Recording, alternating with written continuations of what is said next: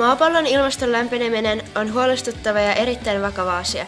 Ilmaston lämpeneminen eli ilmastonmuutos johtuu kasvihuonekaasupäästöistä. Lähes puolet näistä päästöistä tulee elintarviketeollisuudesta, eli ruoan valmistuksesta.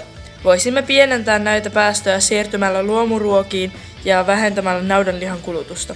Kun siirrymme luomutuotantoon, kasvit sitovat yhteyttämisen avulla tehokkaammin hiilidioksidia maahan ja tuottavat happea. Näin toteutamme käänteistä ilmastonmuutosta. Jokainen meistä voi päättää itse, mitä syö. Meidät haastettiin Hiilimaahan-projektiin tutustumaan ilmastonmuutokseen, vaikuttamaan siihen ja haastamaan muut mukaan. Projektissa valmistimme ei-hiilidioksidille flyereita, jotka soveltuvat auton lasin pyyhkimiseen. Liitimme flyereihin QR-koodeja, josta pääsee katsomaan tämän videon.